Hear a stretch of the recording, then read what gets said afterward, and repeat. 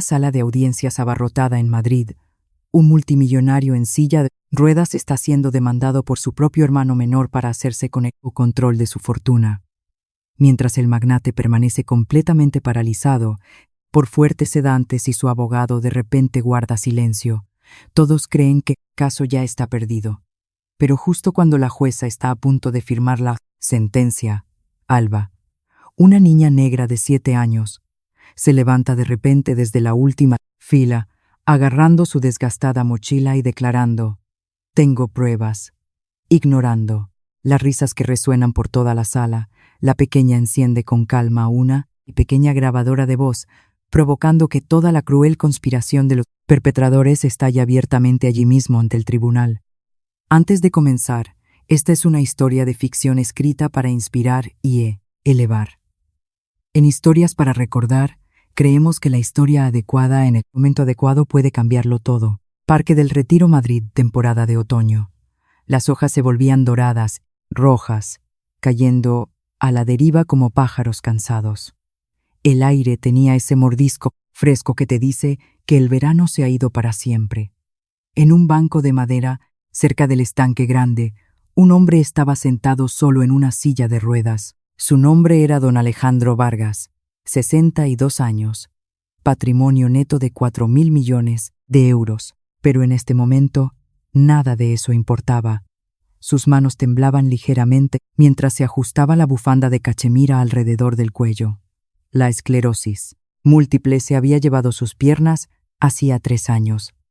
Ahora estaba trabajando en todo lo demás. Alejandro observaba a los corredores pasar, las parejas, jóvenes tomadas de la mano, las madres empujando carritos. Nadie lo miraba, nadie lo hacía ya. Ser rico, había aprendido, era la cosa más solitaria del mundo. Una ráfaga de viento barrió el parque. Su bufanda se levantó de su cuello y salió volando, rodando por el camino como un pájaro herido. Alejandro extendió la mano instintivamente, pero su cuerpo no cooperó.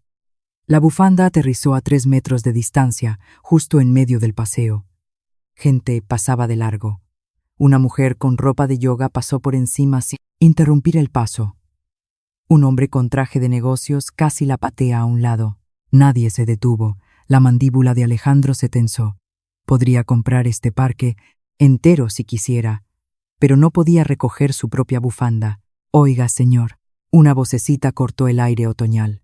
Alejandro levantó la vista. Una niña pequeña corría hacia él. Era negra, quizás de 7 años. Vestía una chaqueta morada descolorida que le quedaba demasiado grande. Su cabello estaba recogido en 2 pulcros moños y llevaba una jarra de plástico que chapoteaba con un líquido amarillo. Recogió la bufanda sin dudarlo, sacudió la suciedad y caminó directamente hacia su silla de ruedas. «Aquí tiene», dijo, extendiéndola con ambas manos. «El viento está muy loco hoy, Alejandro parpadeó. Por un momento no supo qué decir. ¿Cuándo fue la última vez que un extraño había hecho algo amable por él sin querer nada a cambio? «Gracias», logró decir. «Es muy amable de tu parte». La niña inclinó la cabeza, estudiando su rostro con la curiosidad sin filtros que solo tienen los niños. «Parece muy cansado, señor. Como muy, muy cansado. ¿Está enfermo o algo así?» Alejandro casi se rió. Los adultos nunca le preguntaban eso. Eran demasiado educados, demasiado temerosos. Pero esta pequeña niña simplemente decía lo que veía. «Sí», admitió. «Estoy enfermo, pero estoy bien». La niña asintió seriamente, como si entendiera. Entonces sus ojos se iluminaron. «Espere aquí mismo». Corrió de regreso a una pequeña mesa plegable cerca del borde del camino. Alejandro la notó por primera vez, un cartel pintado a mano, pegado en el frente. «Limonada de Alba, 50 céntimos». La niña, Alba, sirvió un vaso y corrió de regreso hacia él. Lo presionó en sus manos, sus pequeños dedos cálidos contra los fríos de él. «Este es gratis», anunció, «porque parece que lo necesita». Alejandro miró el vaso. La limonada estaba turbia y tenía demasiadas semillas flotando en ella. Probablemente era la bebida menos profesional que le habían ofrecido. Tomó un sorbo.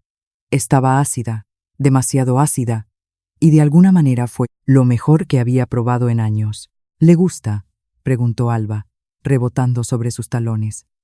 Mi abuela me enseñó la receta. Dice que el secreto es no añadir demasiado azúcar porque la vida ya es bastante dulce. Pero creo que solo dice eso porque el azúcar es caro. Alejandro sonrió. Realmente sonrió.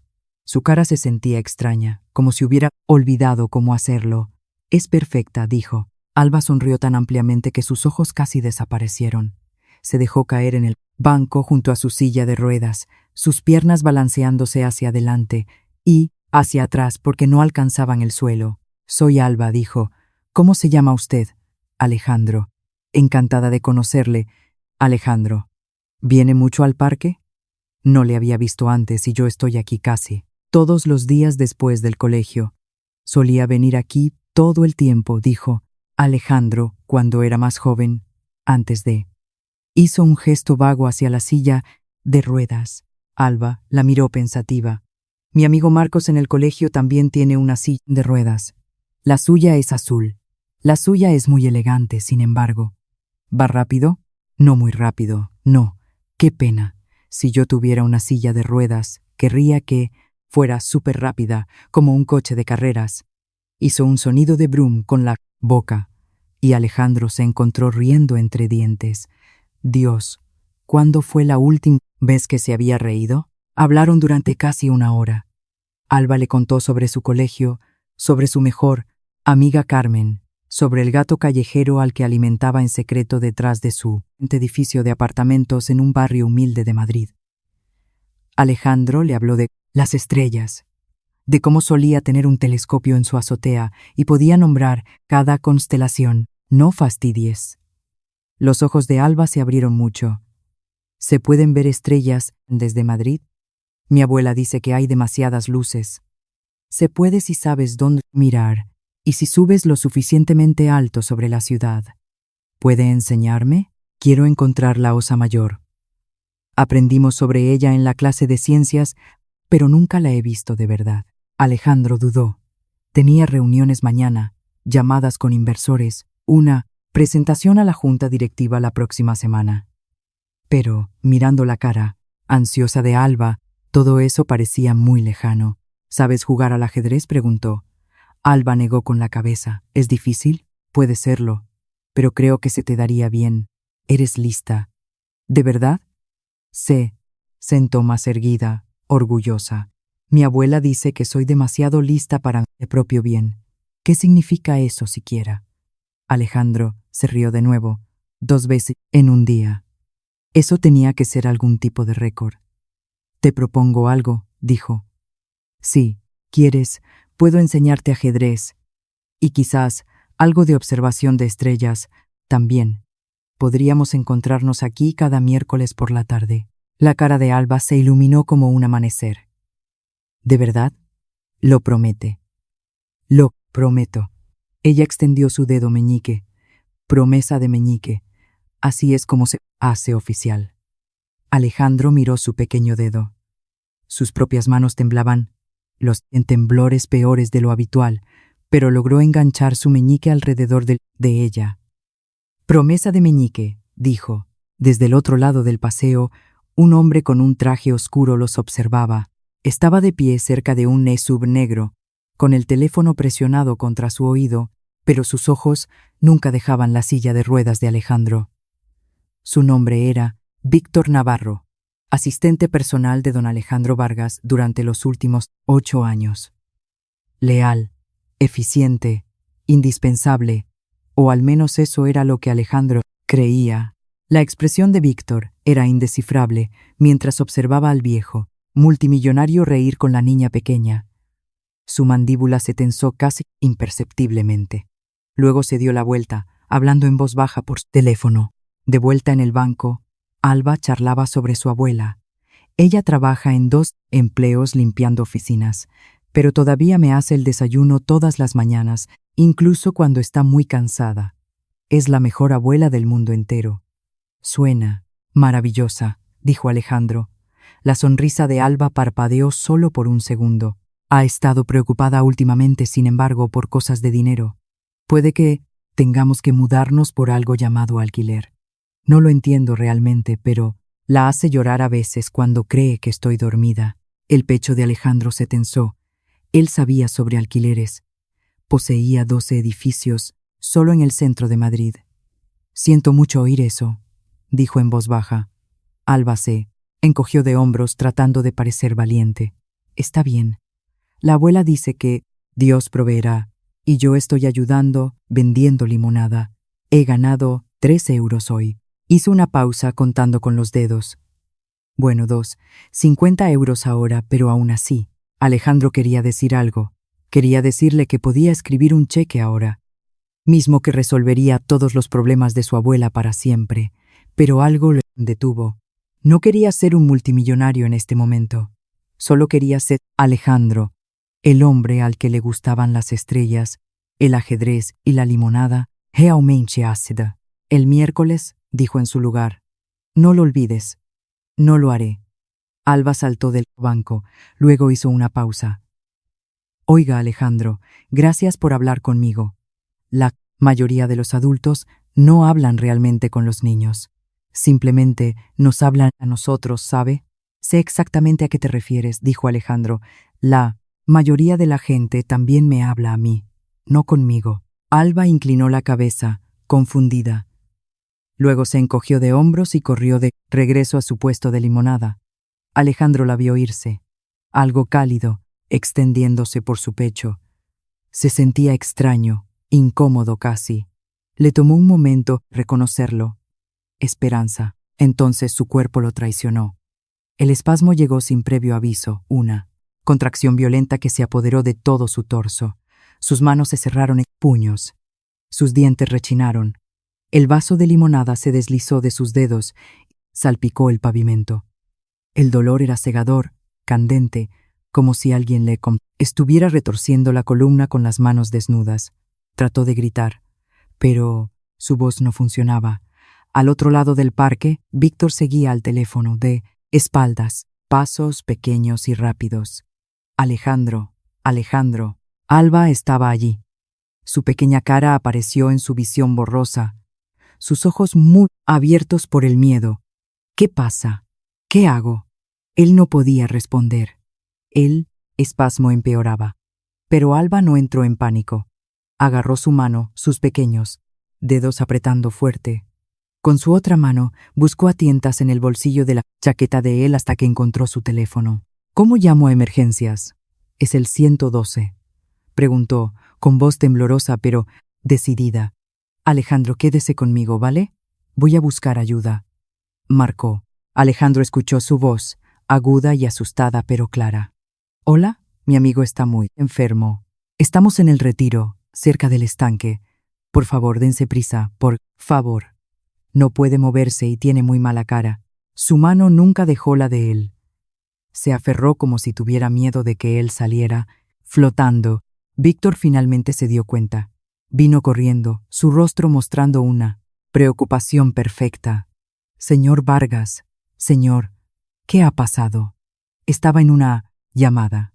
No lo vi, pero para entonces las sirenas de la ambulancia ya aullaban en la distancia. Alba seguía sosteniendo la mano de Alejandro, susurrando una y otra vez. Está bien. Va a estar bien. Estoy justo aquí. No me voy a ir a ninguna parte. Lo último que vio Alejandro, antes de que llegaran los paramédicos, fue su cara, pequeña y asustada, pero obstinada. Nadie le había tomado la mano en 30 años. Cerró los ojos, y por primera vez en mucho tiempo, no tuvo miedo.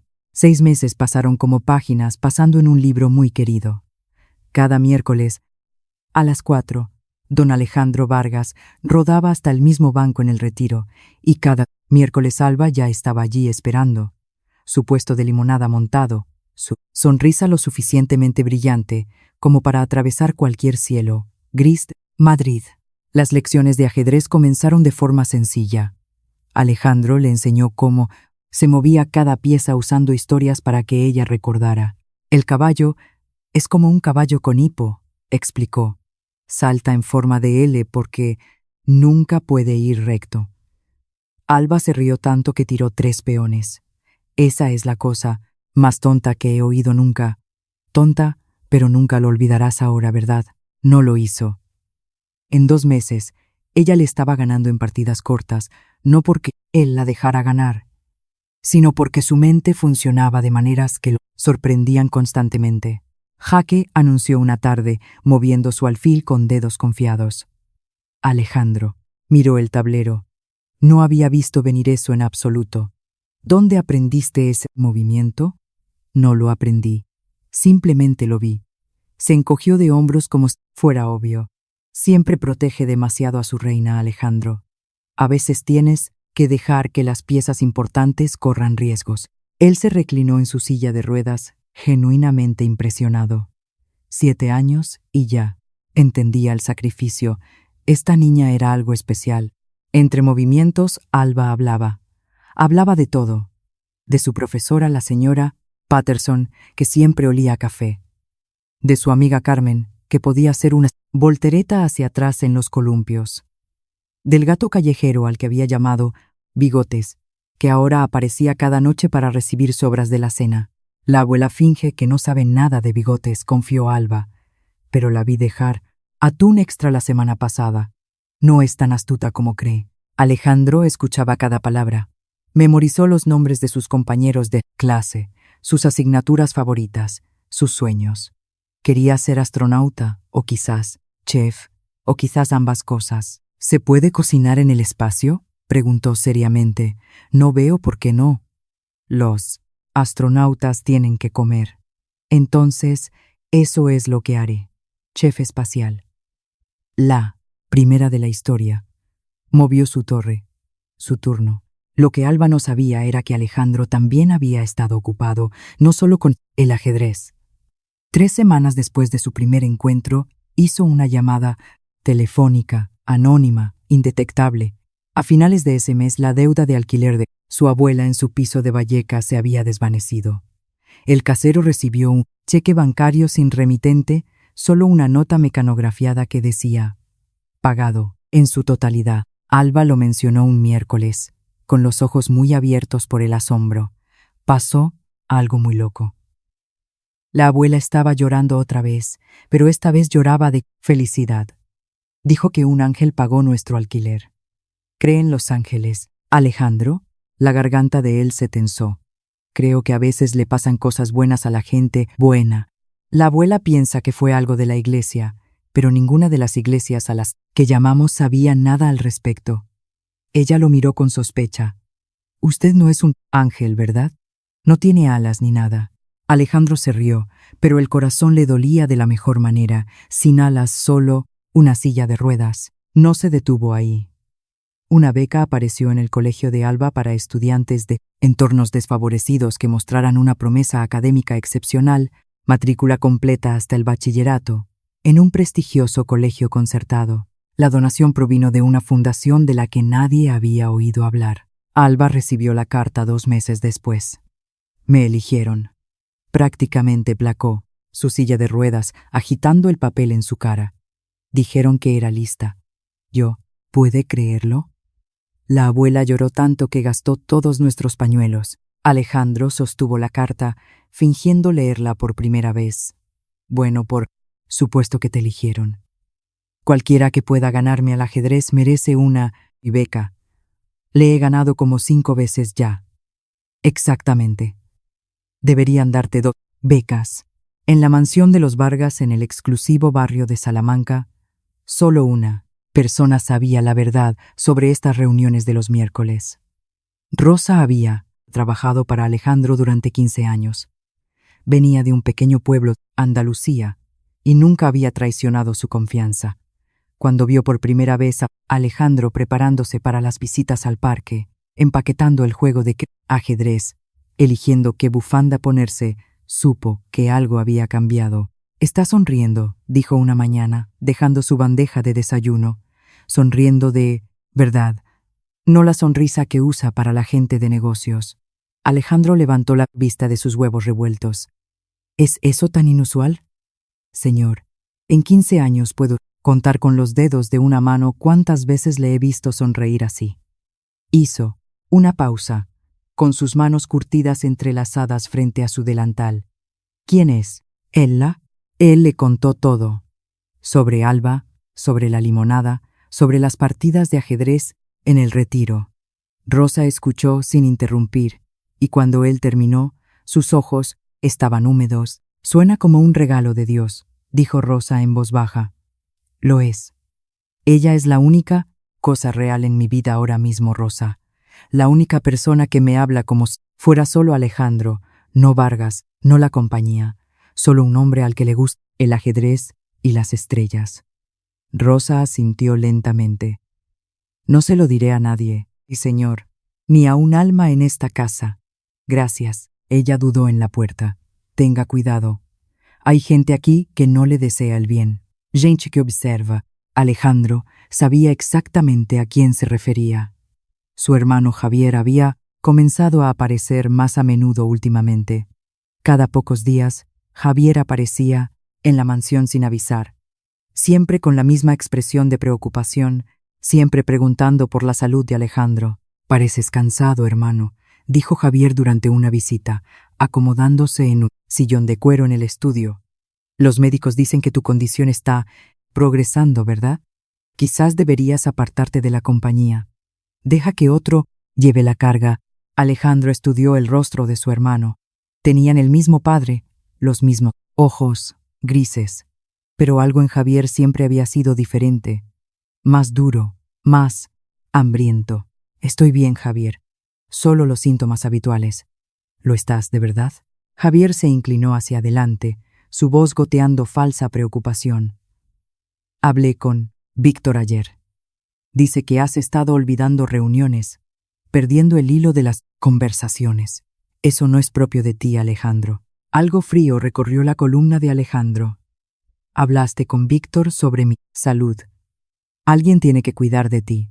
Estás tan ocupado con tus pequeños proyectos que no te das cuenta de lo que le está pasando a tu propio cuerpo». Javier sonrió, pero nunca llegó a sus ojos. La familia tiene que permanecer unida. Después de que Javier se fuera, Alejandro se sentó solo en su estudio durante mucho tiempo. Su memoria estaba empeorando. Él lo sabía. A veces no podía recordar qué había desayunado.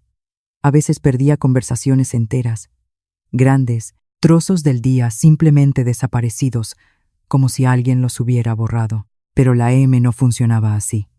Sus médicos le habían dicho que la progresión sería física, no mental. Entonces, ¿por qué su mente estaba fallando? Abrió el cajón de su escritorio y encontró un diario de cuero que no había usado en años. Su mano temblaba mientras escribía la fecha en la parte superior de la primera página.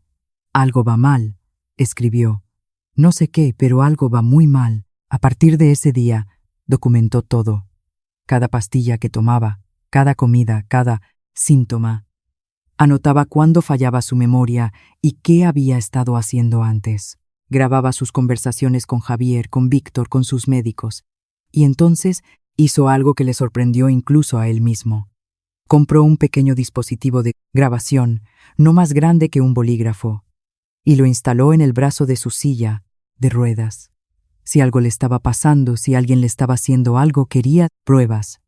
Probablemente era paranoia. Probablemente era solo la enfermedad, haciéndolo sospechar. Pero las palabras de Rosa resonaban en su mente. Hay gente aquí que no le desea el bien. Víctor Navarro era una de esas personas.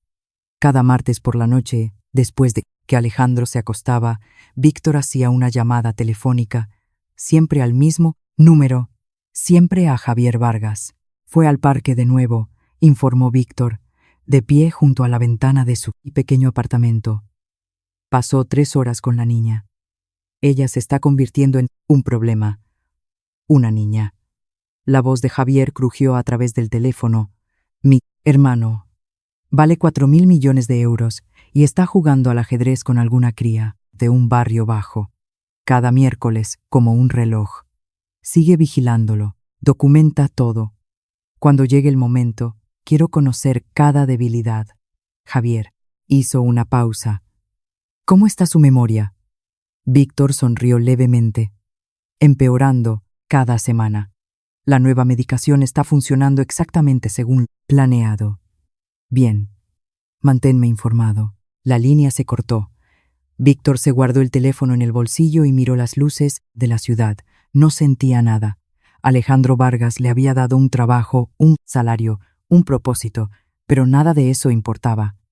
Javier le ofrecía algo mejor, un porcentaje de la compañía cuando Alejandro fuera finalmente declarado incapaz. La lealtad, había aprendido Víctor hace mucho tiempo, era solo una cuestión de precio. En su 24º miércoles juntos, el otoño había regresado, casi exactamente un año desde que se conocieron por primera vez. Alba llegó al retiro para encontrar a Alejandro ya esperando. Una pequeña caja de terciopelo descansaba sobre el tablero de ajedrez. ¿Qué es eso?, preguntó ella, con los ojos muy abiertos. Un regalo para ti, pero no es mi cumpleaños. Tiene que ser tu cumpleaños para recibir un regalo. ¿De un amigo? Alba consideró esto. Supongo que no. La abuela dice que los regalos son mejores cuando son sorpresas de todos modos. Abrió la caja con cuidado, como si pudiera contener algo frágil. Dentro, descansando sobre seda blanca, había una pulsera de plata, simple, elegante, con un pequeño dije en forma de letra. M, leyó Alba en voz alta. ¿Qué significa la M? Miércoles, dijo Alejandro. Es una promesa. Mientras lleves esa pulsera, prometo que siempre nos encontraremos los miércoles. Pase lo que pase. El labio inferior de Alba tembló. No era de las que lloraban, no habitualmente, pero algo en la forma en que Alejandro dijo esas palabras, pase lo que pase, hizo que su pecho se sintiera apretado. ¿Se va a ir a alguna parte?, preguntó en voz baja. Alejandro extendió la mano y tomó la de ella. Sus dedos temblaban, más débiles de lo que habían estado hace 6 meses. No me voy a ninguna parte, Alba, pero la vida es impredecible. Y quiero que sepas que nuestra amistad, estos miércoles, son la cosa más importante en mi mundo ahora mismo. Ella le rodeó con los brazos, su pequeño cuerpo presionado contra su pecho, su cara enterrada en su hombro. Le quiero, Alejandro, susurró. Es como el abuelo, que nunca tuve. Alejandro cerró los ojos, sus brazos envueltos alrededor de ella, aferrándose, tan fuerte como su cuerpo debilitado le permitía. Yo también te quiero, Alba, dijo. Más de lo que nunca sabrás. Sobre ellos, las hojas de otoño seguían cayendo. En algún lugar al otro lado de la ciudad, Javier Vargas estaba haciendo planes. Víctor Navarro estaba tomando notas. Las ruedas de la traición estaban girando, pero en ese momento, en ese parque, solo había un anciano, una niña pequeña y una pulsera de plata que significaba todo. Miércoles, su día, su promesa, pase lo que pase. 3 semanas después de que Alejandro le diera a Alba la pulsera de plata, la convulsión llegó sin previo aviso. Ocurrió en su estudio, tarde en la noche. En un momento estaba escribiendo en su diario de tratamiento, documentando otro día de lagunas de memoria y fatiga extraña. Al momento siguiente, su cuerpo lo traicionó por completo. Las convulsiones fueron violentas, arrojándolo de silla de ruedas al frío suelo de mármol. Sus extremidades se retorcieron en ángulos antinaturales. Sus dientes se apretaron tanto que probó sangre. En algún lugar muy lejano, escuchó a Rosa gritando su nombre. Entonces todo se volvió negro. Se despertó en una cama de hospital, rodeado de máquinas que pitaban y zumbaban, con indiferencia clínica. Su cuerpo se sentía como si hubiera sido llenado con arena mojada. Cada respiración era un esfuerzo. Un médico estaba al pie de su cama, estudiando una gráfica con expresión preocupada. Señor Vargas, soy el doctor Martínez. Nos dio un buen susto anoche. El médico hizo una pausa, eligiendo sus palabras cuidadosamente. Encontramos algo inusual en su análisis de sangre. Hay una sustancia extraña en su sistema que no podemos identificar inmediatamente. Estamos realizando más pruebas. La mente de Alejandro, brumosa como estaba, captó esas palabras. ¿Sustancia extraña? ¿De qué tipo? Aún no estamos seguros. Podría ser una reacción a su medicación. Podría ser algo completamente distinto. El doctor Martínez parecía incómodo. ¿Alguien ha tenido acceso a sus recetas? ¿Alguien que pudiera haberlas alterado? Antes de que Alejandro pudiera responder, la puerta se abrió de golpe. Javier Vargas entró como si fuera el dueño del lugar. Detrás de él venía Rebeca, la ex esposa de Alejandro. Todavía era hermosa a sus 53 años, cabello rubio, perfectamente peinado, vestido de diseñador aferrado a su figura. Se habían divorciado hacía 12 años, y ella se había marchado con 20 millones de euros. Aparentemente, eso no fue suficiente. Hermano, Javier corrió al lado de la cama, su rostro dispuesto en una expresión de profunda preocupación. Vinimos tan pronto como nos enteramos. ¿Cómo te sientes? Tienes un aspecto terrible. Rebeca se quedó atrás, sus ojos escaneando la habitación, no mirando a Alejandro, buscando otra cosa. ¿Dónde están sus efectos personales? Le preguntó a la enfermera. Sus documentos. Necesitamos asegurarnos de que todo esté en orden. El estómago de Alejandro se revolvió. No estaban aquí por él. Estaban aquí por lo que poseía. Estoy bien, Javier, logró decir, con voz débil. Solo un mal episodio. Los médicos están realizando pruebas. ¿Pruebas? Sí. Javier asintió gravemente. Doctor Martínez, ¿puedo hablar con usted fuera sobre la condición de mi hermano? Los dos hombres salieron. A través de la ventana de cristal, Alejandro los vio hablar. Javier era quien más hablaba, sus manos moviéndose enfáticamente. La expresión del médico se volvía más preocupada por minuto. Rebeca finalmente se acercó a la cama.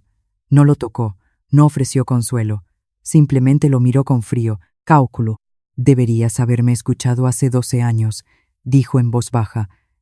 Te dije que pusieras todo en un fideicomiso. Ahora mírate, indefenso, patético. ¿Qué quieres, Rebeca? Ella sonrió, pero no hubo calidez en ello.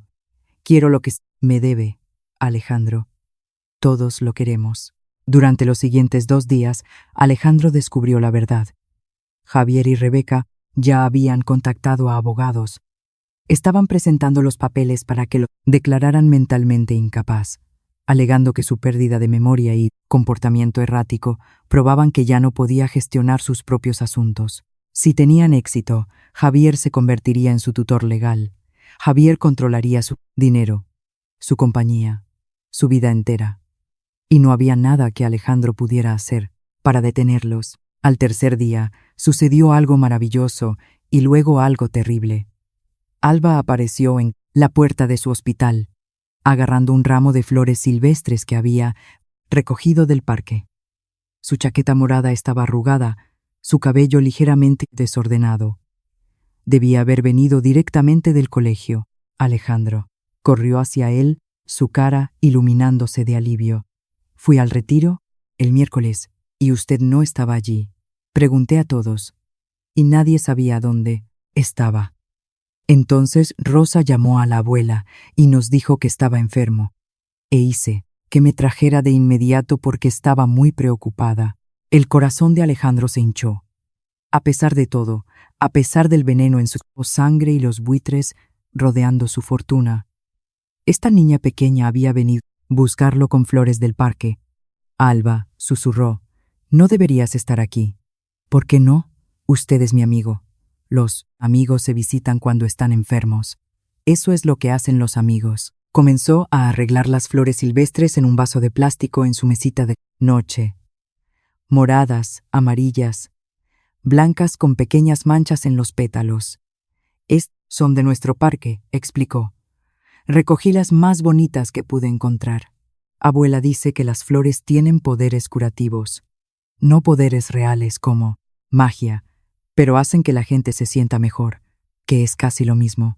Por un momento, Alejandro se olvidó de Javier y Rebeca. Se olvidó de la sustancia extraña en su sangre.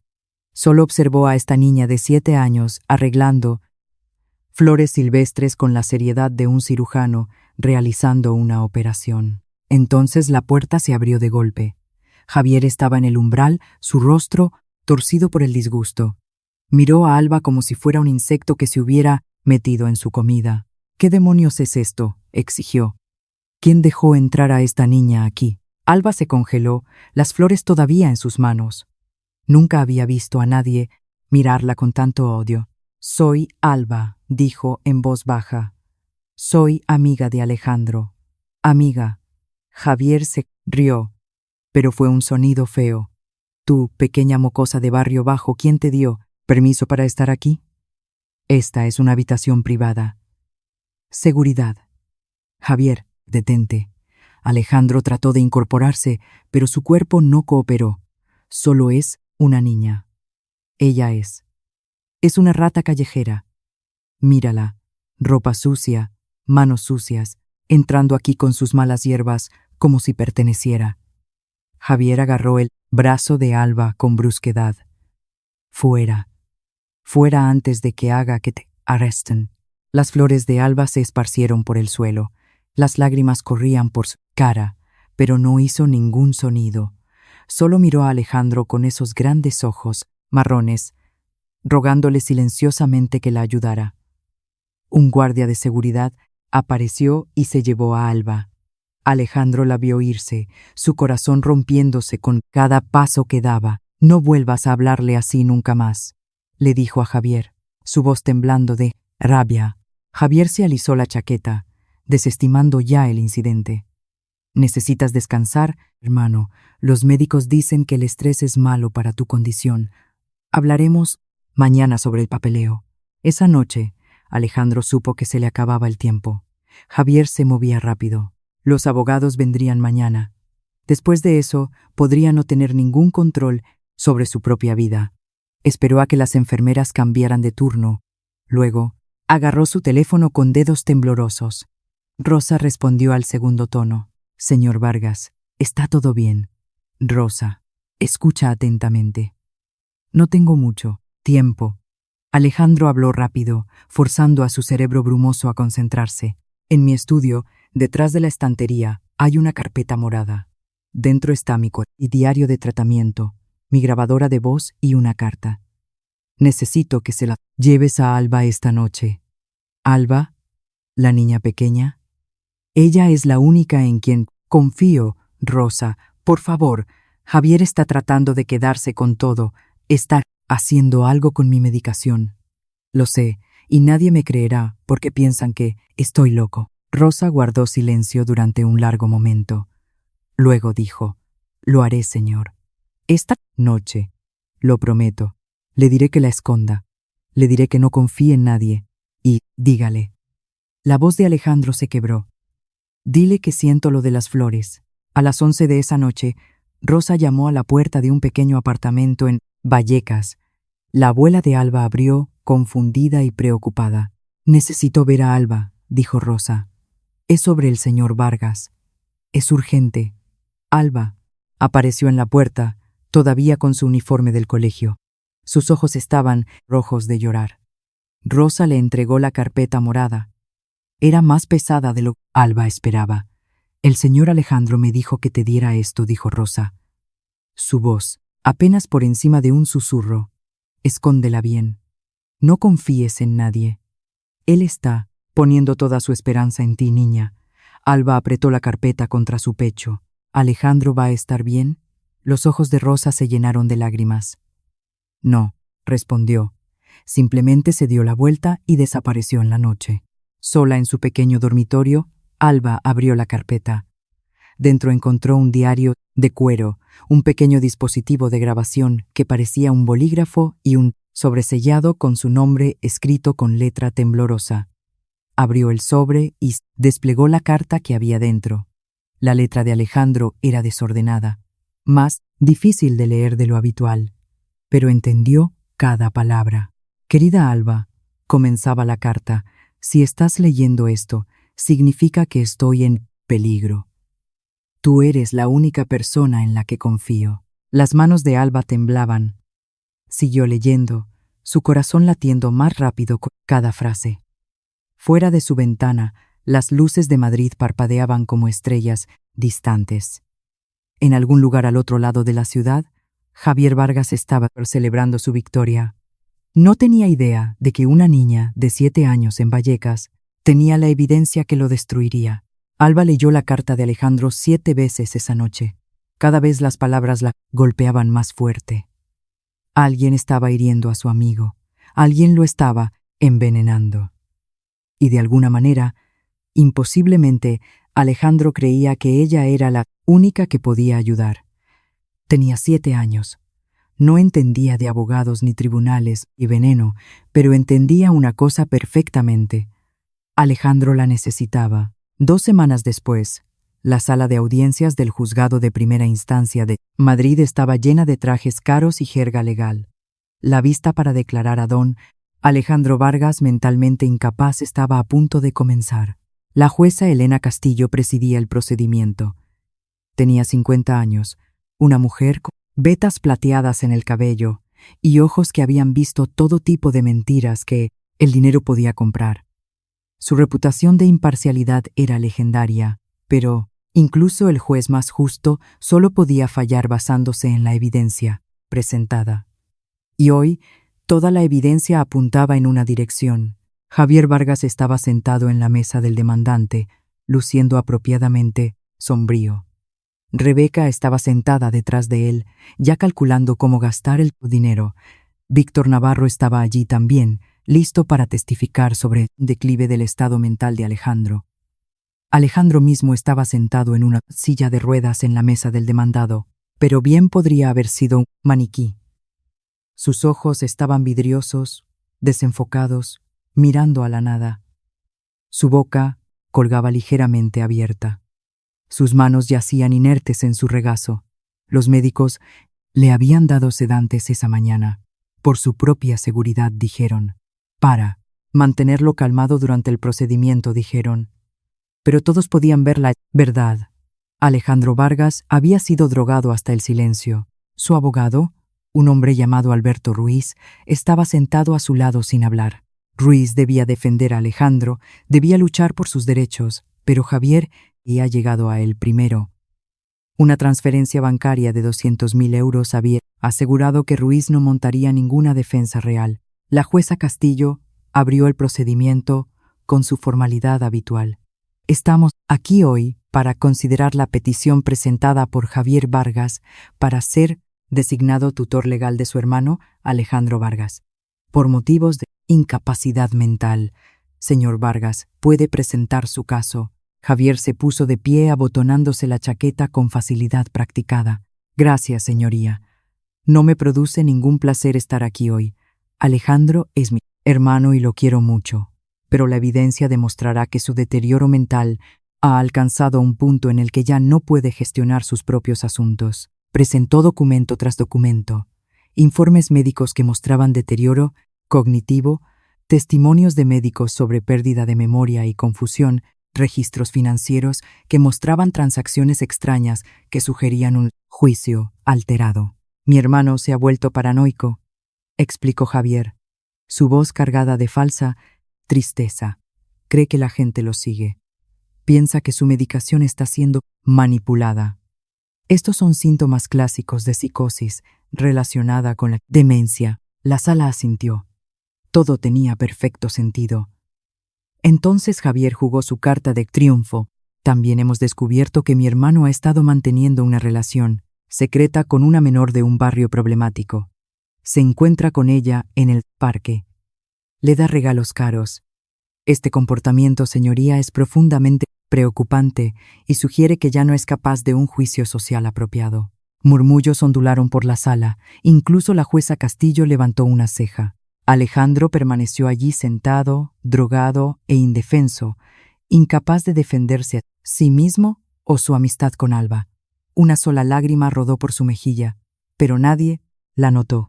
La jueza Castillo se volvió hacia la mesa de la defensa. Señor Ruiz, ¿desea su cliente responder a estas alegaciones? Alberto Ruiz se puso de pie lentamente. Miró a Alejandro, luego a Javier, luego, de vuelta a la jueza. Señoría, dada la condición actual de mi cliente, no tenemos objeción a la petición. Creemos que el señor Javier Vargas está actuando en el mejor interés de su hermano. No hay objeción. 3 palabras que robarían la vida entera de Alejandro. La jueza Castillo frunció el ceño. Algo se sentía mal para ella. pero no había visto ninguna evidencia que apoyara su instinto. La petición estaba en orden. Los documentos médicos estaban firmados. El abogado no objetaba. Muy bien, dijo, alcanzando su bolígrafo. Basándome en la evidencia presentada, estoy preparada para firmar la orden otorgando la tutela a... Espere. Las puertas de la sala se abrieron de golpe. Todas las cabezas se giraron. Una niña pequeña estaba en el umbral, agarrando una vieja mochila contra su pecho. Su chaqueta morada estaba arrugada, su cabello ligeramente desordenado. Respiraba con dificultad como si hubiera estado corriendo. Alba había llegado. «Señoría», gritó, su voz aguda y clara. «Tengo pruebas». El alguacil se movió hacia ella, pero la jueza Castillo levantó la mano. Había algo en esta niña, algo en sus ojos decididos que hizo que la jueza se detuviera. «Jovencita, este es un procedimiento cerrado». «¿Cómo has entrado aquí?» Alba caminó hacia adelante, sus pequeñas zapatillas chirriando en el suelo, pulido. Estaba aterrorizada. Sus rodillas temblaban, pero siguió caminando. «Mi nombre es Alba», dijo. «Alejandro Vargas es mi amigo, y alguien le está haciendo daño».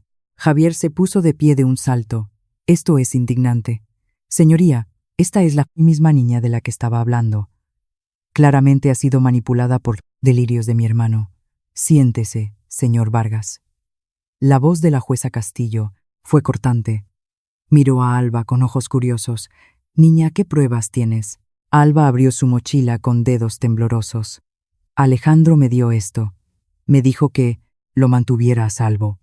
Me dijo que había gente tratando de hacerle daño, y yo no lo entendía, pero ahora sí». Sacó la grabadora de voz, el pequeño dispositivo que parecía un bolígrafo. Rosa le había enseñado cómo usarlo, le había hecho practicar una y otra vez hasta que pudo hacerlo con los ojos cerrados. «No sé cómo funcionan los tribunales», admitió Alba, su voz temblando. «Solo tengo 7 años, pero Alejandro dijo que esto mostraría la verdad. ¿Puedo reproducirlo?» La jueza Castillo se inclinó hacia adelante. «Alguacil, tráigame ese dispositivo». Javier saltó de nuevo. «Señoría, esto es altamente irregular. No tenemos idea de lo que hay en esa grabación. Podría ser fabricada. Podría ser». «Señor Vargas, he dicho que se siente». El tono de la jueza no dejaba lugar a discusión. Tomó el dispositivo del alguacil y lo examinó. «¿Hay alguna objeción por parte de la defensa?» Alberto Ruiz abrió la boca, pero no salieron palabras. No se había preparado para esto. «Sin objeción, señoría», murmuró finalmente. La jueza Castillo pulsó el play. La sala cayó en silencio mientras la voz de Javier llenaba la habitación. «Nueva medicación está funcionando exactamente según lo planeado. Su memoria está empeorando cada semana. Para cuando lleguemos al tribunal, ni siquiera recordará en su propio nombre». Luego la voz de Víctor. «¿Estás seguro de la dosis? Si le damos demasiado, podría ser obvio». Javier de nuevo. «Solo sigue cambiando sus pastillas. Los médicos piensan que es la EM. Nadie sospecha nada. En unos meses tendré el control total de todo». La grabación continuó. Palabra condenatoria tras palabra condenatoria. Javier, discutiendo cómo falsificar informes médicos. Víctor explicando cómo reemplazó la medicación real de Alejandro con otra cosa.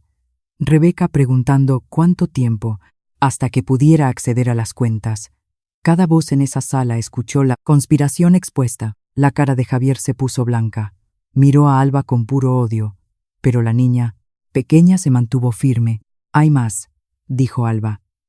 Metió la mano en su mochila de nuevo y sacó 2 pequeños frascos de medicinas. Rosa, la ayudante de Alejandro, cambió las pastillas falsas por las reales cuando nadie estaba mirando. Ella me las dio. Levantó ambos frascos. «Este tiene la medicina real. Este tiene la cosa falsa que Javier le estaba dando a Alejandro. Pueden probarlas. Verán». La sala estalló. Javier estaba gritando sobre conspiraciones y manipulación. Rebeca estaba tratando de deslizarse hacia la salida. Víctor parecía que quería desaparecer en el suelo. La jueza Castillo golpeó su mazo 3 veces. Orden. Habrá orden en esta sala. El ruido disminuyó. La jueza miró los frascos de medicina, la grabadora, al hombre drogado en la silla de ruedas que apenas comenzaba a mostrar signos de conciencia. Este tribunal está en receso, anunció. Ordenó una investigación inmediata sobre las alegaciones planteadas por esta evidencia. Las pastillas serán probadas por un laboratorio independiente. Señor Javier Vargas queda detenido para ser interrogado. Señor Navarro, usted también. Los alguaciles se movieron hacia Javier y Víctor. Rebeca intentó correr, pero no llegó lejos. Además, continuó la jueza Castillo, Alejandro Vargas será transferido inmediatamente a un centro médico independiente para su evaluación y tratamiento. Ningún miembro de la familia tendrá acceso hasta que la investigación esté completa. Miró a Alba, su expresión suavizándose por primera vez en todo el día. Jovencita, lo que has hecho hoy ha sido muy valiente. Este tribunal te agradece tu coraje. Alba no entendió la mayor parte de lo que dijo la jueza, pero entendió que Alejandro estaba a salvo ahora. Eso era todo lo que importaba. Corrió a su silla de ruedas y agarró su mano. Sus dedos estaban débiles, pero apretaron de vuelta. Alejandro susurró. ¿Puede oírme? Soy Alba. Va a estar bien ahora. Los ojos de Alejandro se enfocaron en su cara.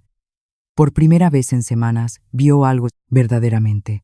Vio a la niña pequeña que le había dado limonada en el parque, la niña pequeña que había sostenido su mano durante una convulsión, la niña pequeña que acababa de salvarle la vida. Alba, respiró. Viniste. Lo prometí, dijo ella, tocando la pulsera de plata en su muñeca. Miércoles, ¿recuerda? Siempre cumplo mis promesas. Fuera del juzgado, los coches de policía estaban llegando. Los investigadores pasarían meses desenredando la conspiración. Javier eventualmente enfrentaría cargos, aunque sus caros abogados retrasarían la justicia durante años. Pero nada de eso importaba ahora mismo. En este momento solo había un anciano y una niña pequeña tomados de la mano en una sala de audiencias llena de caos, conectados por algo más fuerte que el dinero, o el poder, o la sangre. La confianza. 5 años pasaron como un río fluyendo suavemente hacia el mar. Alba tenía 12 años ahora, más alta de lo que había sido, pero todavía con esa misma expresión obstinada de la que Alejandro se había enamorado a primera vista. Su cabello era más largo, recogido en pulcras trenzas que su abuela pasaba cada domingo por la mañana perfeccionando. Su voz se había vuelto más fuerte también. La voz de una niña que se había enfrentado a 300 adultos y había cambiado el destino de una corporación. Alejandro cumplió su promesa de retribuir. 6 meses después de la reunión de accionistas, comenzó la construcción del Centro Educativo Vargas, justo en el corazón del barrio de Alba en Vallecas, donde una vez hubo un almacén abandonado cubierto de grafiti. Ahora se levantaba un reluciente edificio de 3 pisos, lleno de ordenadores, libros y sueños. Tutoría gratuita para cualquier niño que la quisiera. Programas de becas para la universidad. Formación laboral para padres. Alejandro invirtió millones en el centro, pero nunca puso su nombre en la puerta principal. La comunidad lo sabía de todos modos. Cada sábado por la mañana, Alejandro rodaba hasta el salón principal del centro y daba una clase. No de negocios exactamente, sino algo más valioso. Enseñaba a los niños sobre responsabilidad, sobre usar el poder para ayudar a otros, sobre la diferencia entre ser rico y ser próspero en las cosas que importaban. Alba nunca se perdió una sola sesión. ¿Cuál es la cualidad más importante en un líder?, preguntó Alejandro una mañana, mirando a la docena de niños reunidos a su alrededor. Las manos dispararon por todas partes. Ser listo. Tener dinero. Ser duro. Alba levantó la mano la última. Preocuparse por la gente más de lo que te preocupas por ti mismo. Alejandro sonrió. ¿Y cómo aprendiste eso, Alba? Observándole. A usted, dijo simplemente. Después de clase, se sentaban en su oficina y hablaban sobre su futuro. Alba había descubierto una nueva pasión en los últimos años. algo que sorprendió incluso a su abuela. Quería estudiar derecho. Quiero proteger a la gente, explicó una tarde, hojeando un libro sobre casos judiciales famosos, como lo que pasó en el tribunal cuando tenía 7 años. Esa jueza, la jueza Castillo, se aseguró de que la verdad saliera a la luz. Se aseguró de que los malos no pudieran ganar solo porque tenían más dinero. Quiero hacer eso. Alejandro asintió lentamente. El derecho es un camino difícil, largos años de estudio. Mucha gente que intentará detenerte. No me importa. Su mandíbula se tensó de esa manera familiar. Cuando intentaron quitarle todo, nadie estaba allí para luchar. Su propio abogado le traicionó. Si yo hubiera sido una abogada de verdad, podría haber hecho más. Podría haberlos detenido antes. Los detuviste muy bien siendo una niña de 7 años, con una mochila. La próxima vez quiero detenerlos antes de que siquiera empiecen. Alejandro sintió que su pecho se hinchaba de orgullo. Esta niña extraordinaria, había tomado la peor experiencia de su vida y la había convertido en un propósito. Mientras tanto, la justicia finalmente alcanzó a Javier Vargas. El juicio duró 8 meses. Los fiscales presentaron pruebas de envenenamiento, fraude financiero, conspiración para cometer secuestro y media docena de otros cargos. Javier contrató a los mejores abogados que el dinero podía comprar, pero ni siquiera ellos pudieron superar la grabación que Alba había reproducido en el Tribunal 5 años antes. El juez lo sentenció a 5 años en una prisión federal. Rebeca salió mejor librada. Sus abogados argumentaron que había sido manipulada por Javier, que era simplemente una participante pasiva en sus esquemas. El tribunal no la creyó del todo, pero mostraron clemencia. 2.000 horas de servicio comunitario, trabajando en albergues para personas sin hogar y comedores sociales. Los periódicos lo llamaron justicia.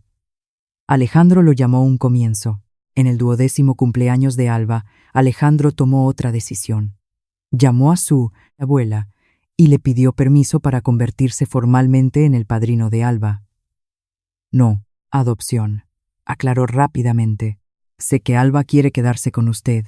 Nunca intentaría alejarla de su hogar, pero quiero ser oficialmente parte de su vida. Quiero ayudar a proveer para su futuro. La abuela de Alba guardó silencio durante un largo momento. Luego dijo: Señor Vargas, usted ya salvó la vida de mi nieta. Nos devolvió nuestro hogar.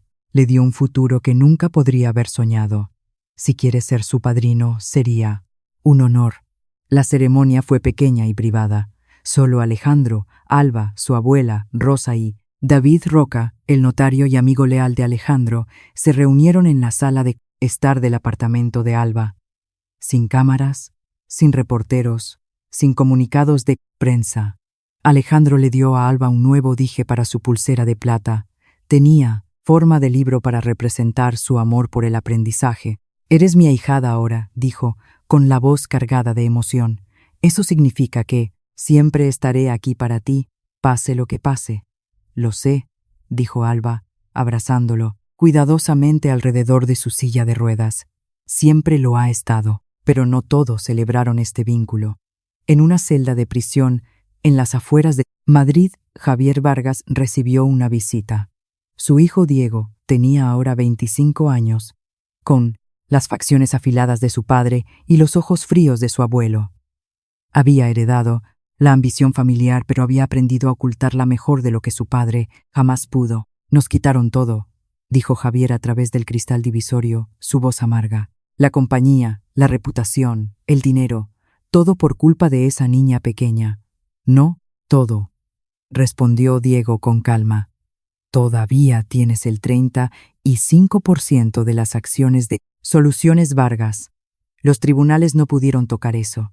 Acciones que no puedo votar porque estoy aquí dentro. Por ahora. Diego se inclinó más cerca. Sé, paciente, padre. He estado observando, aprendiendo. El viejo se está poniendo peor. Su EM está progresando más rápido de lo que los médicos esperaban. Y, cuando se vaya, esa chica heredará el control de la Fundación Vargas. 2.000 millones de euros entregados a una adolescente. Los ojos de Javier se entrecerraron. ¿Qué estás planeando? Nada todavía, solo observando, esperando el momento adecuado. Diego se levantó para irse. Víctor Navarro salió de prisión el mes pasado. Ha estado en contacto. Todavía tiene contactos dentro de la casa Vargas. Una sonrisa lenta se extendió por el rostro de Javier. Mi chico listo. Aprendí del mejor, padre. Descansa. Cuando salgas, todo estará listo. Diego salió de la prisión al sol de otoño. Sacó su teléfono e hizo una llamada. Soy yo, dijo. Sigue vigilando a la chica. Quiero saber todo sobre su vida, sus amigos, sus rutinas, sus debilidades. Cuando llegue el momento, no quiero sorpresas. De vuelta en Madrid, Alejandro estaba sentado solo en su estudio mirando un documento en el que había estado trabajando durante meses. Era su Nuevo Testamento, completamente reescrito desde la versión que Javier había intentado robar años atrás. La EM le estaba quitando más cada día. Sus piernas habían dejado de funcionar por completo el año pasado. Sus manos temblaban tanto que apenas podía sostener un bolígrafo. Algunas mañanas no podía recordar dónde estaba. Los médicos le habían dado su evaluación honesta. Etapa final, quizás 2 años, quizás menos. Leyó el testamento una vez más, asegurándose de que cada palabra fuera perfecta. Cuando Alba cumpliera 21 años, asumiría el control de la Fundación Vargas. 2.000 millones de euros dedicados a ayudar a niños y proteger a los ancianos. No su compañía, no su fortuna personal, sino su legado. Confiaba en ella completamente. Ella era la única que nunca había querido nada de él, excepto su amistad. David Roca notarió el testamento esa tarde. Rosa lo atestiguó. Todo era oficial. ¿Estás seguro de esto?, preguntó David. Es solo una niña. No será una niña, para siempre. Y cuando esté lista, hará más bien con ese dinero del que yo jamás podría. Alejandro sonrió tristemente. Ella es lo mejor que me ha pasado, David. La única cosa buena. La llamada llegó un martes por la noche en noviembre. La abuela de Alba se había desplomado en la cocina mientras preparaba la cena. Para cuando llegó la ambulancia, ya se había ido. Un derrame cerebral, dijo el médico. Rápido indoloro. Probablemente nunca sintió nada. Alba estaba en el pasillo del hospital, entumecida y silenciosa, todavía con su uniforme escolar. Había estado en práctica de debate cuando Rosa fue a buscarla. Todo el viaje había rezado para que fuera un error. Su abuela era fuerte. Su abuela era invencible. Su abuela no podía simplemente haberse ido, pero lo había hecho. Alejandro llegó en 1 hora, rodando por los pasillos del hospital tan rápido como sus brazos debilitados podían manejar. Encontró a Alba sentada sola en una sala de espera, mirando a la nada. No dijo nada, simplemente rodó hasta su lado y tomó su mano. Se sentaron así durante mucho tiempo.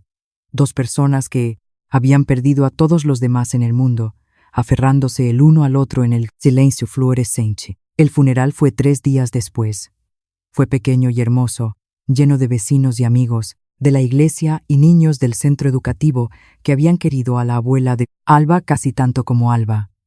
Alba estaba junto a la tumba, agarrando un puñado de flores silvestres, del mismo tipo que había recogido para Alejandro en el hospital todos esos años atrás. Alejandro estaba sentado a su lado en su silla de ruedas, envuelto en la misma bufanda de cachemira que ella había recogido en el retiro cuando tenía 7 años. Después de que todos los demás se hubieran ido, se quedaron atrás juntos. No tengo a nadie ahora, susurró Alba, su voz quebrándose. Ella era todo lo que tenía. Alejandro apretó su mano. Sus dedos eran débiles, pero su agarre era firme con propósito. Eso no es verdad, dijo en voz baja. Tú me tienes a mí, y yo te tengo a ti. La atrajo hacia sí, tan cerca como su silla de ruedas lo permitía.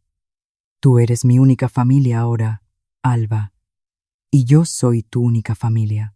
Enfrentaremos lo que venga juntos. Alba enterró su cara en su hombro y lloró.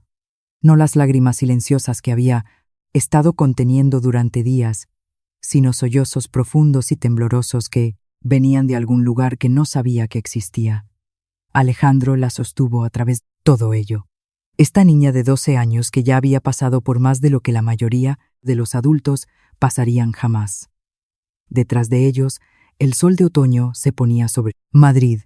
En algún lugar en la distancia, un teléfono sonó en el bolsillo de Diego. Vargas. La abuela ha muerto, dijo la voz al otro lado. La chica está sola, ahora. Diego sonrió. Perfecto. Sigue vigilando. La tormenta se acercaba, pero por ahora, todo lo que Alba sabía era la calidez de los brazos de Alejandro y la promesa de que nunca estaría verdaderamente sola. 6 años más pasaron como agua a través de dedos abiertos.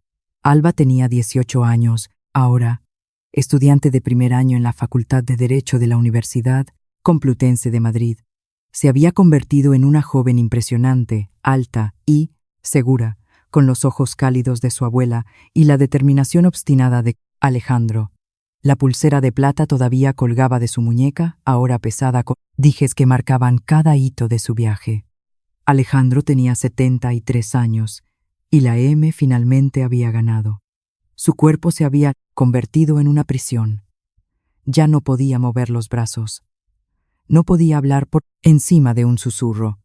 La mayoría de los días entraba y salía de la conciencia, atrapado en algún lugar entre el sueño y la vigilia. Pero cada miércoles, importar lo mal que se pusieran las cosas, Alba venía a sentarse junto a su cama. Le leía sus libros de texto de derecho, explicando casos y precedentes como si él todavía pudiera entender. Le contaba sobre sus clases, sus profesores, sus sueños de convertirse en abogada de derechos civiles. A veces, simplemente sostenía su mano y hablaba de nada en absoluto. En el último miércoles, Alejandro abrió los ojos y la vio claramente por primera vez en semanas. Alba, respiró, su voz apenas audible. Ella se inclinó más cerca, las lágrimas ya formándose. Estoy aquí, Alejandro, estoy justo aquí. Sus labios se movieron lentamente, cada palabra costándole un esfuerzo tremendo. Gracias por la limonada ese día. La mano de Alba se apretó alrededor de la suya. ¿Qué quiere? Y decir, salvó mi alma. Un fantasma de sonrisa cruzó su rostro. Estuve tan solo durante tanto tiempo. Entonces viniste tú con tu terrible limonada. Y todo cambió. No era terrible, susurró Alba a través de sus lágrimas. Usted dijo que era perfecta. Lo era porque tú la hiciste. Sus ojos comenzaron a cerrarse. Te quiero, mi niña pequeña. Yo también le quiero. Mucho. Por favor, no se vaya. Pero don Alejandro Vargas ya se había ido, desvaneciéndose tan pacíficamente como una hoja cayendo de un árbol. Su mano se quedó quieta en la de ella. Su pecho dejó de elevarse. Alba se sentó allí, sosteniéndolo hasta que el sol se puso, hasta que las enfermeras vinieron a llevárselo suavemente.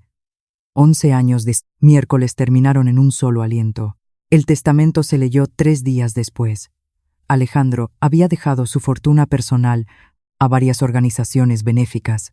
Las acciones de su compañía fueron a un fideicomiso para investigación médica, pero la Fundación Vargas, con un valor de 2.000 millones de euros, se transferiría al control de Alba cuando cumpliera 21 años.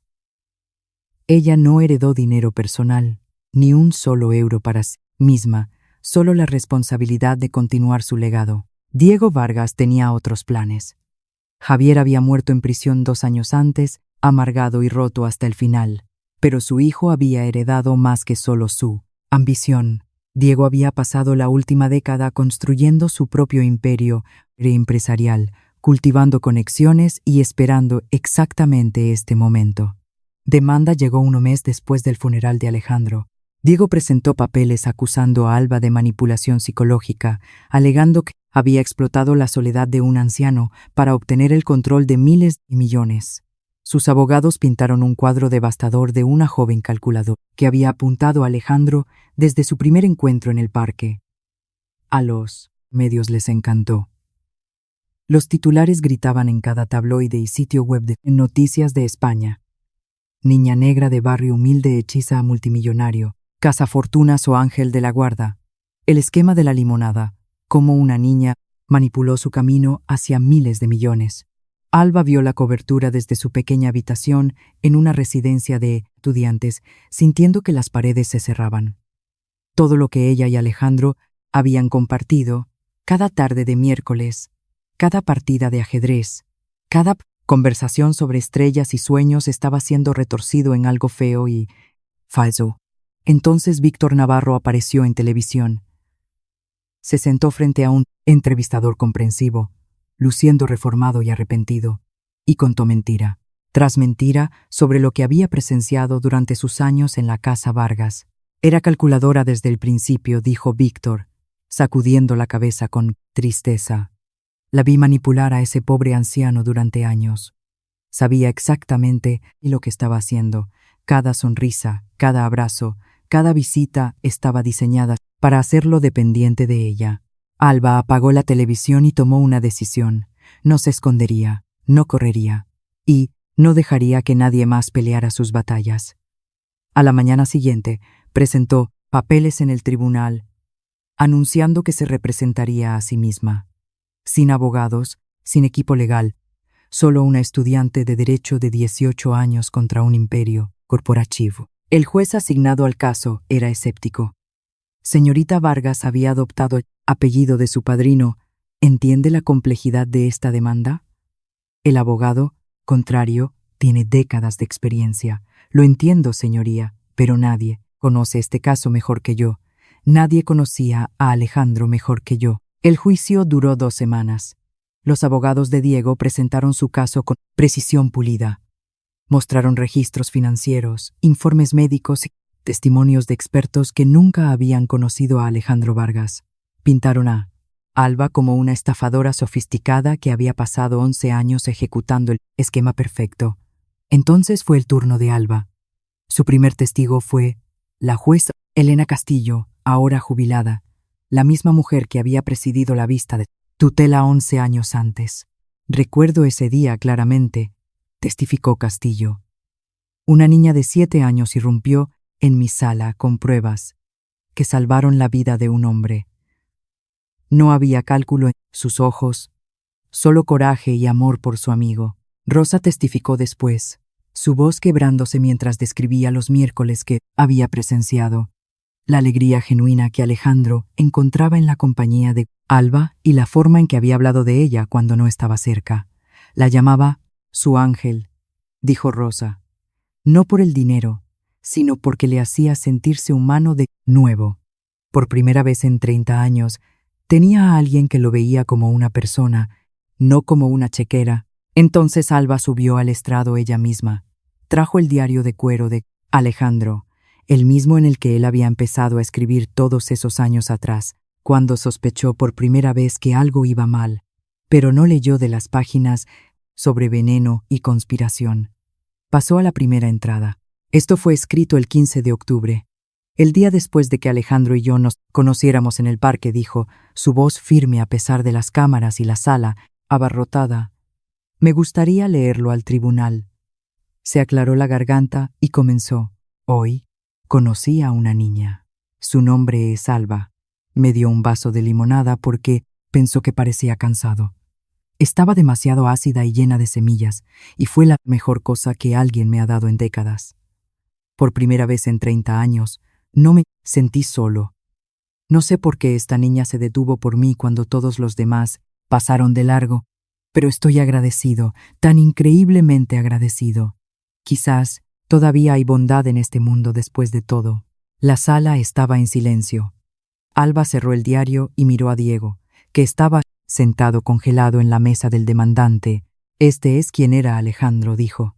Un hombre solitario que encontró alegría en un vaso de limonada. Nunca le pedí nada. Nunca esperé nada. Solo quería jugar al ajedrez con mi amigo cada miércoles. Se volvió hacia el juez. La Fundación Vargas ha distribuido más de 400 millones de euros en los últimos 5 años. Cada céntimo ha ido a programas de educación, instalaciones de cuidado de ancianos, en hospitales infantiles. Nunca he tomado 1 euro para uso personal. Mi habitación en la residencia cuesta 800 euros al mes. Trabajo a tiempo parcial en la biblioteca del campus. Tengo 3 pares de vaqueros. Levantó los registros financieros que había preparado ella misma. Esta es la contabilidad completa de la fundación. Este es mi extracto bancario personal. La verdad está aquí mismo, en blanco y negro. La defensa tenía un último movimiento. David Roca, todavía leal después de todos estos años, había estado investigando a Diego desde que comenzó la demanda. Había encontrado algo devastador. Señoría, dijo Alba, me gustaría presentar pruebas que muestran que Diego Vargas ha recibido pagos por un total de 15 millones de euros de la corporación Harrington en los últimos 3 años. La misma corporación que intentó hacerse cargo de Soluciones Vargas con su padre. La misma corporación que más se beneficiaría de destruir la Fundación Vargas. Los abogados de Diego objetaron. El juez los rechazó. La evidencia era condenatoria. Transferencias bancarias, correos electrónicos, llamadas telefónicas grabadas. Diego no había presentado esta demanda por lealtad familiar. Le habían pagado para destruir la reputación de Alba y derribar todo lo que Alejandro había construido. El jurado deliberó durante menos de 2 horas. Cuando regresaron, el portavoz se puso de pie y leyó el veredicto con voz clara. Fallamos a favor de la demandada, Alba Vargas, en todos los cargos. La sala estalló. Los periodistas corrieron hacia las salidas. Diego se sentó, inmóvil, viendo su mundo colapsar. Además, anunció el juez, basándome en la evidencia presentada, estoy remitiendo a Diego Vargas y Víctor Navarro a la Fiscalía para la investigación de perjurio, fraude y conspiración. Alba se quedó sola en la mesa de la defensa, temblando de agotamiento y alivio. Tocó la pulsera de plata en su muñeca, la que tenía el dije de la Emery que Alejandro le había dado hace tantos años. Lo había hecho. Había protegido su legado con sus propias 2 manos. Fuera del juzgado, los reporteros la rodearon con cámaras y micrófonos. Pero Alba solo tenía una cosa que decir. Don Alejandro Vargas me salvó la vida cuando tenía 7 años. Creyó en mí cuando nadie más lo hizo. Todo lo que soy, todo lo que llegaré a ser, es gracias a él. Miró directamente a la cámara. Esta fundación continuará su trabajo. Me aseguraré de ello hasta mi último aliento. Bajó las escaleras del juzgado sola, 18 años, llevando el peso de 2.000 millones de euros y 11 años de amor sobre sus hombros. El miércoles se acercaba y tenía trabajo que hacer. 15 años transformaron a Alba Vargas de una estudiante de Derecho en duelo a una de las mujeres más poderosas de España. El viaje no fue fácil.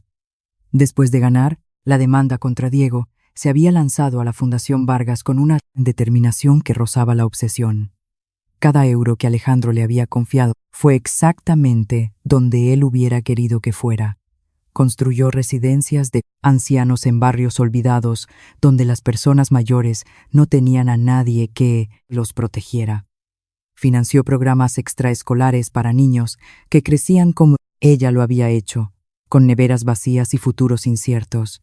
Creó clínicas de asistencia legal que ayudaban a las familias a luchar contra los depredadores que apuntaban a los vulnerables. Para cuando tenía 25 años, la Fundación Vargas se había convertido en la mayor organización benéfica de España dedicada a proteger a los ancianos y niños abandonados. A los 30, se había expandido internacionalmente, con programas en 12 países y un presupuesto anual que superaba los 500 millones de euros. Pero Alba quería más. Quería leyes que evitaran que personas como Javier y Diego hirieran a alguien de nuevo.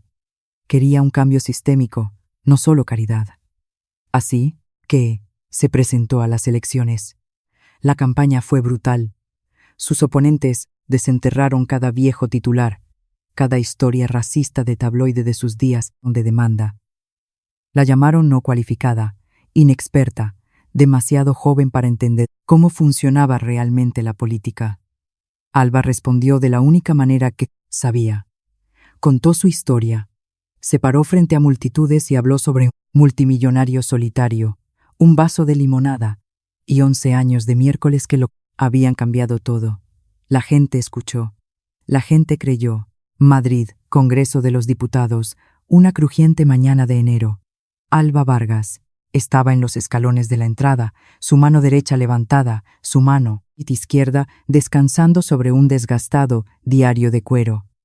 Era el diario de Alejandro, el mismo del que había leído en el tribunal todos esos años atrás. Juro solemnemente, repitió tras el presidente del Congreso, acatar la Constitución y las leyes, y desempeñar fielmente las funciones del cargo que estoy a punto de asumir.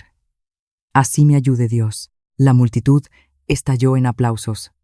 Los flashes de las cámaras explotaron como fuegos artificiales. La diputada Alba Vargas de Madrid había tomado oficialmente su escaño. Tenía 33 años, una de las diputadas más jóvenes en la Cámara y una de las pocas mujeres negras elegidas para representar a Madrid en el Congreso.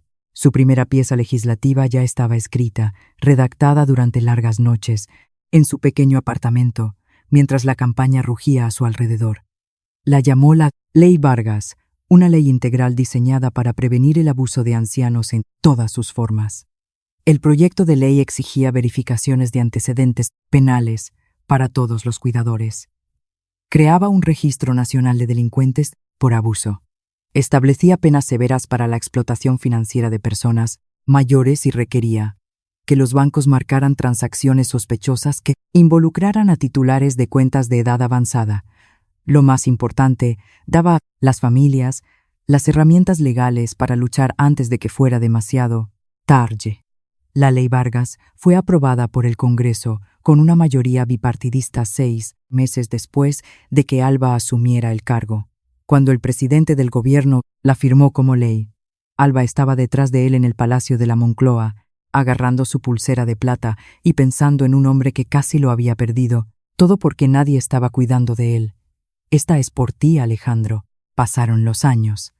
La influencia de Alba creció.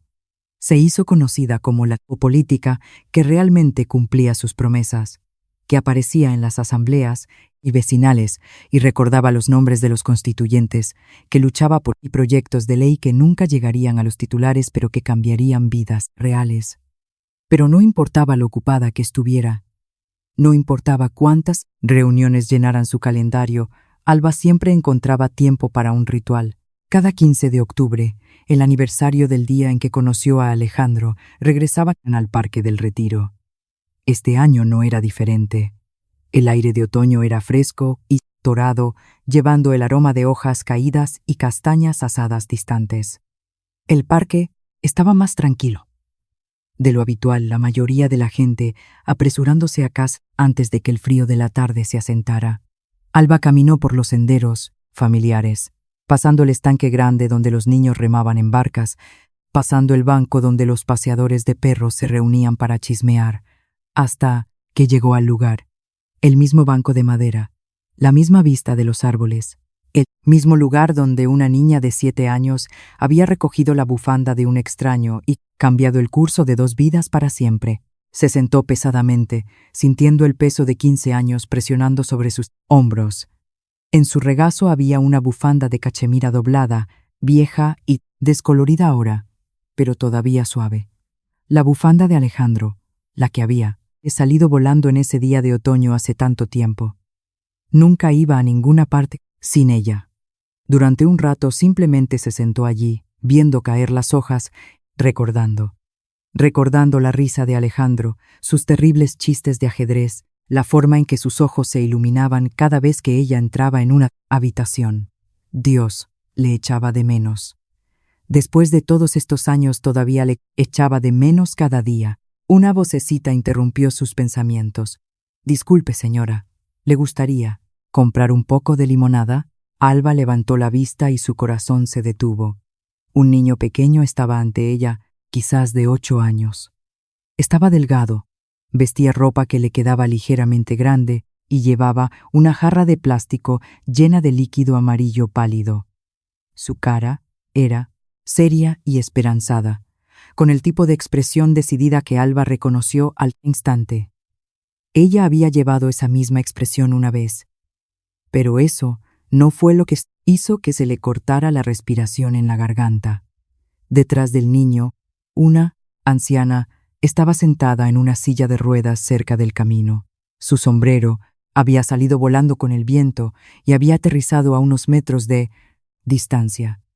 Ella estaba alcanzándolo impotente, incapaz de levantarse mientras la gente pasaba de largo sin detenerse. El niño dejó su jarra y corrió a ayudarla. Alba lo vio recoger el sombrero, sacudirlo cuidadosamente y colocarlo suavemente, de nuevo, en la cabeza de la mujer.